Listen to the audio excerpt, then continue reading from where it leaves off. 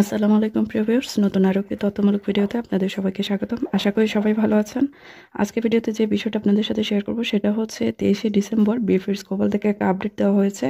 সেই আপডেটে কি বলা হয়েছে সেটাই আপনাদেরকে জানানোর চেষ্টা করব।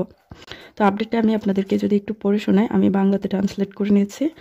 তো সেখানে বলা হয়েছে যে ইতালি সরকার নতুন আইন 145/2024 অনুসারে কিছু নির্দিষ্ট দেশের, যার মধ্যে বাংলাদেশ অন্তর্ভুক্ত, নাগরিকদের জন্য ইস্যু করা নূল্যস্তা সাময়িকভাবে স্থগিত করেছে।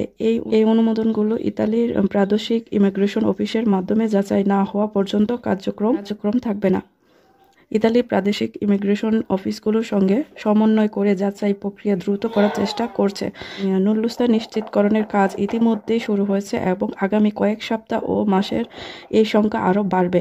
যাদের নূল্যস্তা নিশ্চিত হয়েছে তাদের বিএফএস গ্লোবালের মাধ্যমে ইমেল, SMS বা ফোন কলের মাধ্যমে যোগাযোগ করা হচ্ছে। যারা এখনও আবেদন জমা দেননি বা পাসপোর্ট জমা দেননি তাদের নতুন করে আবেদন জমা দেওয়ার নির্দেশ দেওয়া হচ্ছে।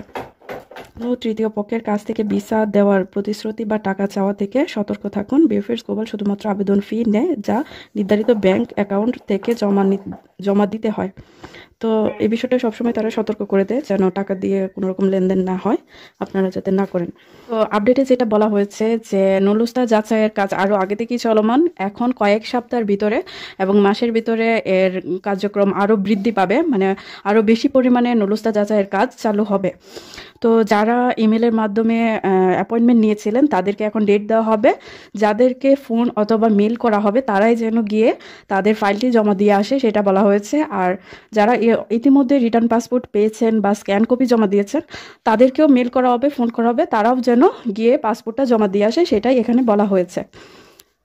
এটা সত্যি সবার জন্য একটা গুড নিউজ বলবো, কারণ আমরা অনেক আগে থেকেই অপেক্ষা করতেছিলাম যেন অ্যাপয়েন্টমেন্টের ডেট দেওয়া হয়, পাসপোর্ট জমা নেওয়া হয়, এক কথায় আমরা যেন ভিসা পাই। তো সেই প্রক্রিয়ায় এখন চালু করা হচ্ছে বা হয়েছে। তো আপনারা যারা মেল পাবেন বা মেসেজ পাবেন অথবা ফোন কল পাবেন বিএফএস গ্লোবাল থেকে, তারা যেন বিএফএস গ্লোবালে গিয়ে যোগাযোগ করে আর আপনার কাঙ্ক্ষিত ফাইলটি অথবা যার পাসপোর্টটি সেটি জমা দিয়ে আসবেন। ইতিমধ্যে অনেকে অ্যাপয়েন্টমেন্ট পেয়েছে, আবার অনেকে ভিসাও পেয়েছে।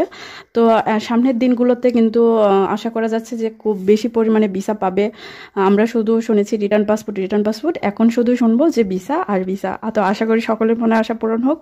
যদি কারো কোনো প্রশ্ন থাকে তাহলে করতে পারেন, আমি চেষ্টা করবো উত্তর দেওয়ার। যদি সরাসরি কথা বলতে চান তাহলে আমার ফেসবুক পেজটি ফলো করে সেখানে নক করতে পারেন, আমি চেষ্টা করবো আপনাদের প্রশ্নের উত্তর দেওয়ার। তো ধন্যবাদ সবাইকে।